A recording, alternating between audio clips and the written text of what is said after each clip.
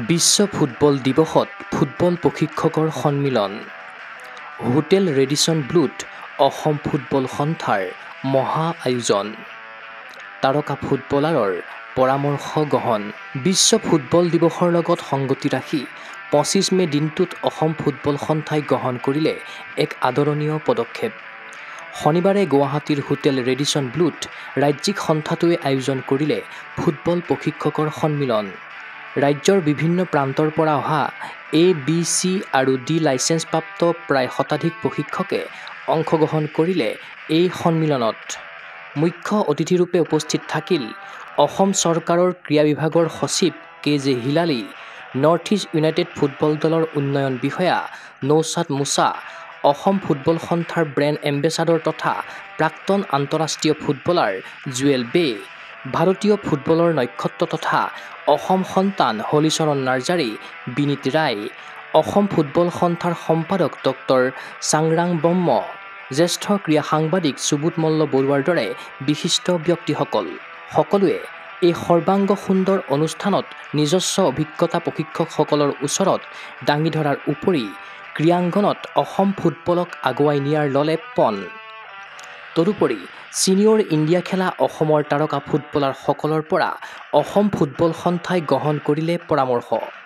আগন্তুক সময়ত অসম ফুটবলৰ উন্নতিৰ পথত এনে পৰামৰ্শসমূহৰ ওপৰত কাম কৰি যোৱাৰ অংগীকাৰ ল'লে অসম ফুটবল সন্থাৰ সম্পাদক ডক্টৰ চাংৰাং ব্ৰহ্মই।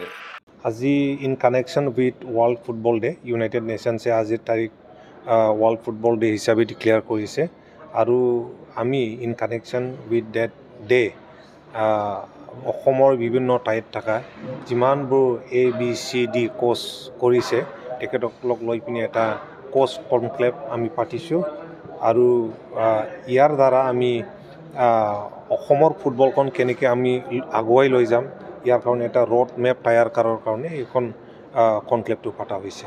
ইয়াত আমাৰ অসমৰ ক্ৰীড়া বিভাগৰ ছেক্ৰেটাৰী কৌচাৰ জামিল হিলালী ডাঙৰীয়া আছিলে এজ এ ইনঅগৰেটৰ আৰু আমি নৰ্থ ইষ্ট ইউনাইটেড FCৰ এছিষ্টেণ্ট কোচ নৌচাদ মুছা ডাঙৰীয়া, তেখেতে AFC প্ৰ' লাইচেন্স হোল্ডাৰ হয়, তেখেতক মাতি আনিছিলোঁ আৰু তেখেতে এক্সপাৰ্ট হিচাপে নিজৰ বক্তব্য ৰাখিলে। ইয়াৰ পিছত আমি আমাৰ অসমৰ তাৰকা প্লেয়াৰ্ছ যিবিলাক ISL আৰু ইণ্ডিয়াক নেতৃত্ব দিছে অলৰেডি, হলিচৰণ নাৰ্জাৰী আৰু বিনীত ৰায় আৰু দুৰ্গা বড়োকে ধৰি জুৱেল বে তেখেতো আছে আৰু তেখেতসকলেও নিজৰ নিজৰ বক্তব্য বা নিজৰ ভিজনখন ৰাখিব আৰু অসম ফুটবল সন্থাই তেখেতসকলৰ ভিজন, তেখেতসকলৰ গাইডেন্সটো লৈ পিনি ফিউচাৰত অসমত ফুটবলক ডেভেলপ কৰাৰ কাৰণে কাম কৰি যাব। বিশ্ব ফুটবল দিৱসত এনে সুন্দৰ অনুষ্ঠান অসম ফুটবল সন্থাই আয়োজন কৰাৰ বাবে ধন্যবাদ জনালে দেশৰ তাৰকা ফুটবলাৰ তথা অসম সন্তান হলিচৰণ নাৰ্জাৰী আৰু বিনীত ৰায়ে। তেওঁলোকেও কামনা কৰিছে অসম ফুটবল ক্ষেত্ৰ বহুদূৰ যাওক আগুৱাই। आज के लिए मैं इतना बोलना चाहता हूँ क्योंकि अभी ये संग्राम सर है, ये लोग ने बहुत अच्छा काम लिया है क्योंकि आज इतना आसाम फुटबॉल के लिए कैसा डेवलप करना है उसके लिए आज ये प्रोग्राम हुआ है, तो बहुत अच्छा ही हुआ है क्योंकि हम भी थोड़ा बहुत बोलने का मौका मिला। कभी बोला नहीं हमने, तो आज थोड़ा बहुत चांस मिला क्योंकि तो हमने बोला कि बहुत अच्छा लगा क्योंकि thank you so much for Sangram sir और आसाम फुटबल एसोसिएशन।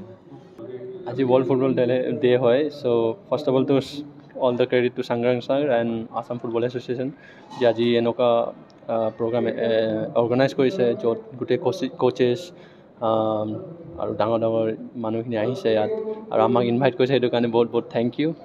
চ' ইয়াত আজি যোনটো মিটিং হৈছে তাত আমি কেনেকৈ অসমৰ মানে ফুটবলটো আগবঢ়াই লৈ যাব পাৰোঁ সেইটো কাৰণে ডিছকাশ্যনটো হৈ আছে।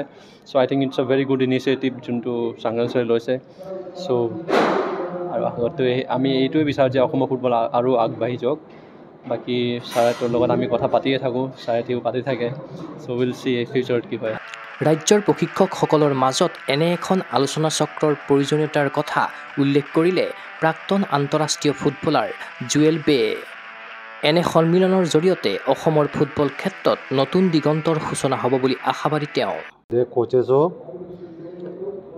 এই কেম্পৰ পৰা ভাল টেকটিকেল যিটো ডিছকাশ্যন হৈছে সেই কথাটো লৈ আৰু নিজৰ ক্ষমতাটো বঢ়াই অসমৰ খেলটো আৰু আগবঢ়াই লৈ যাব বুলি এইটো আশা কৰিছোঁ। ক্ৰীড়ানুৰাগীৰ আশা জুৱেল বে, হলিচৰণ নাৰ্জাৰী, বিনীত ৰায়ৰ দৰে তাৰকা ফুটবলাৰৰ আদৰ্শৰে অনুপ্ৰাণিত হওক অসমৰ নৱপ্ৰজন্ম। ৰাজ্যৰ এইসকল প্ৰতিশ্ৰুতি সম্পন্ন ফুটবল প্ৰশিক্ষকৰ প্ৰশিক্ষণত অসমৰ ফুটবল ক্ষেত্ৰ হৈ পৰক উৰ্বৰা। চিন্ময় বৰাৰ প্ৰতিবেদন, কুকু স্পৰ্টছ এনে।